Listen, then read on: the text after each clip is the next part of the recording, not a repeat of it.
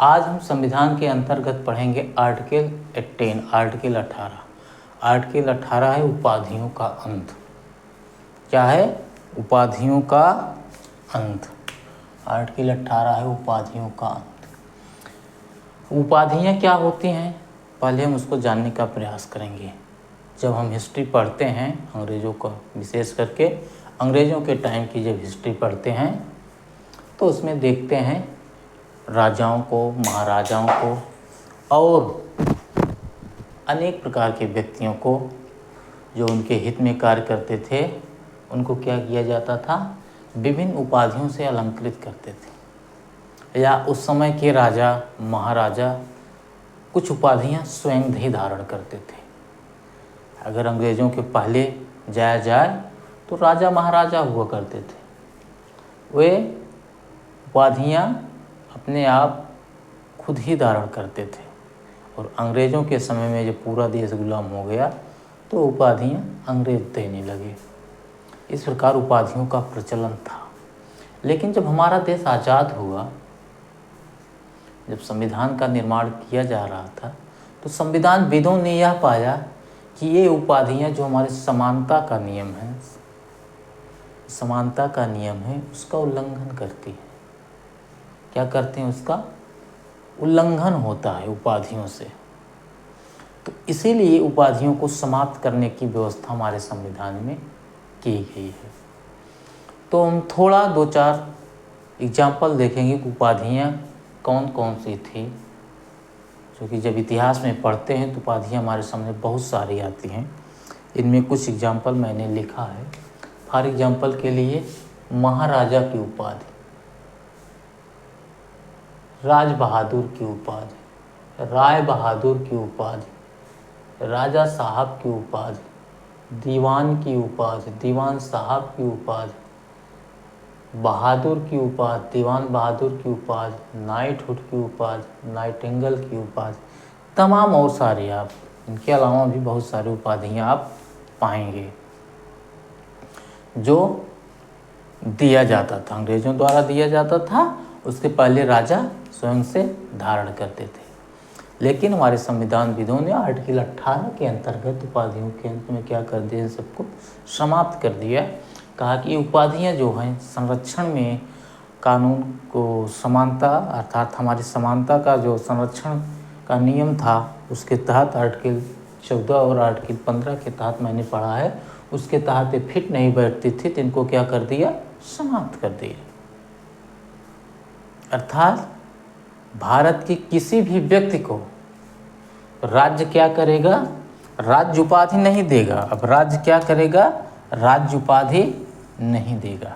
अर्थात जो देश का व्यक्ति होगा, देश का व्यक्ति जो होगा उसको क्या करेगा? राज्य कोई उपाधि नहीं देगा, राज्य उपाधि नहीं देगा।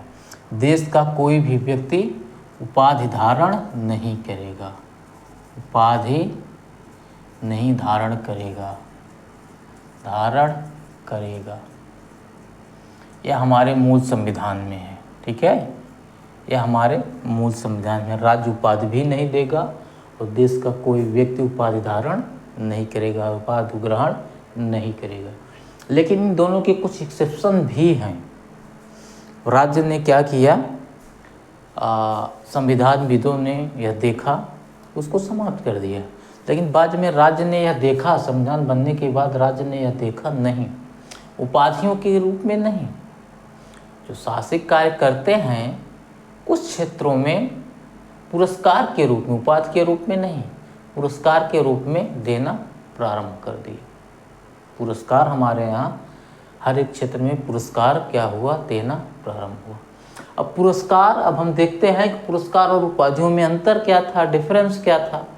उपाधियां जो लोग धारण करते थे, यही ध्यान देने की बात है, जो लोग उपाधि धारण करते थे, क्या करते थे? उपाधि धारण करते थे, उसको अपने नाम के सफिक्स और प्रीफिक्स, अर्थात नाम के पहले और बाद में उसका उपयोग करते थे। नाम के पहले और बाद में उसका उपयोग करते थे। जैसे महाराजा, महाराजा के रूप में महाराजा रणजीत सिंह, ठीक है, फला विक्रम राजा, या जो दीवान थे, दीवान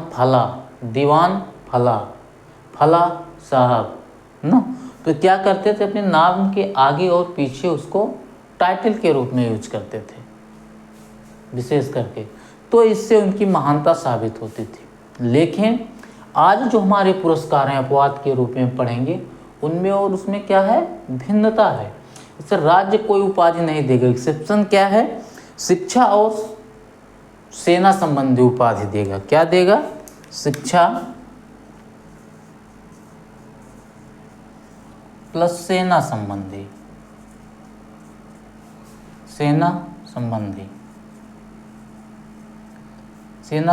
उपाधि देगा, एक्सेप्शन देगा। तो क्या किया गया कि शिक्षा के क्षेत्र में कुछ पुरस्कार दिए जाने लगे जो शिक्षा के क्षेत्र में सराहनीय कार्य करते थे।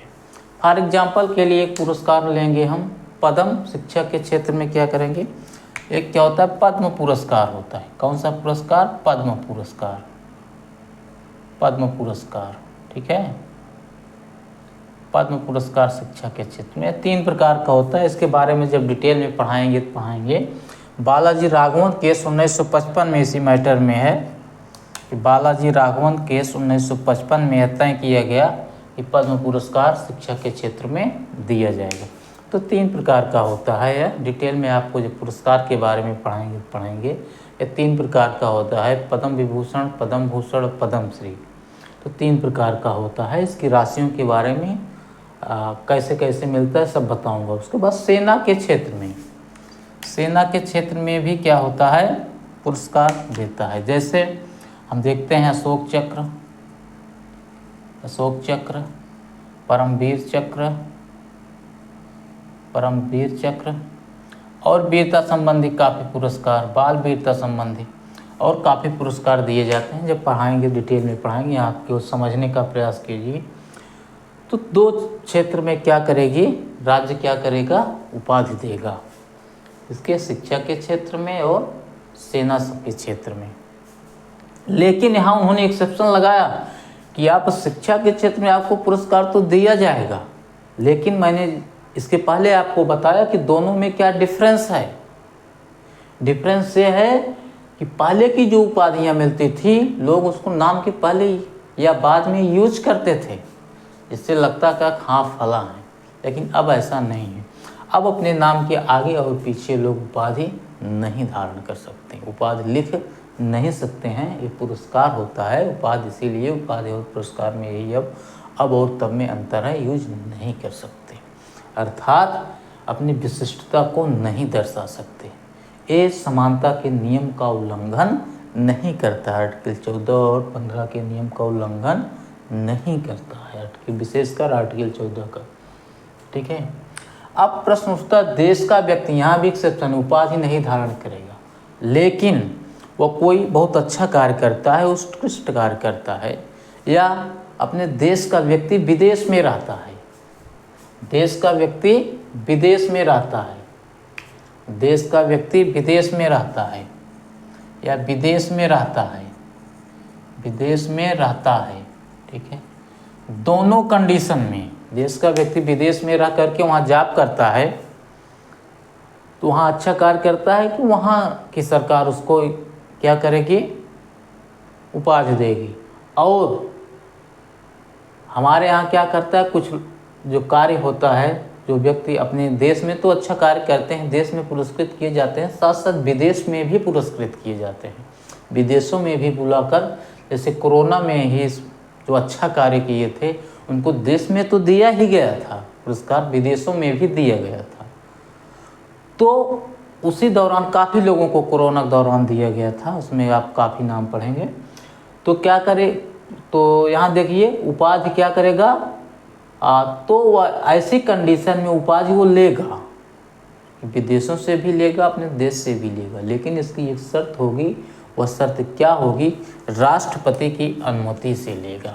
क्या करेगा, राष्ट्रपति की अनुमति से, राष्ट्रपति की अनुमति से या सहमति से अनुमति लेगा, उसके बाद तब लेगा। ध्यान दीजिएगा, राष्ट्रपति की अनुमति से। कोई भी व्यक्ति जो भी लेगा क्या करेगा, राष्ट्रपति की अनुमति से ही लेगा, तभी वह मान्य होगा, नहीं तो मान्य नहीं होगा और ले भी नहीं पाएगा। अब विदेशी व्यक्ति, कोई विदेश का व्यक्ति हो, अपने यहाँ आकर के जॉब करता है, यहाँ की नागरिकता ले लिया है, वह भी उपाधि तभी लेगा जब राष्ट्रपति की सहमति होगी। उपाधि तभी लेगा, क्या करेगा, जब राष्ट्रपति की सहमति होगी, राष्ट्रपति की सहमति बनेगी। इन्हीं दो कंडीशन में उपाधियों लेगा एक्सेप्शन में। तो आर्टिकल 18 हमने पढ़ लिया है। अब अगली आर्टिकल पढ़ेंगे 19 के बारे में।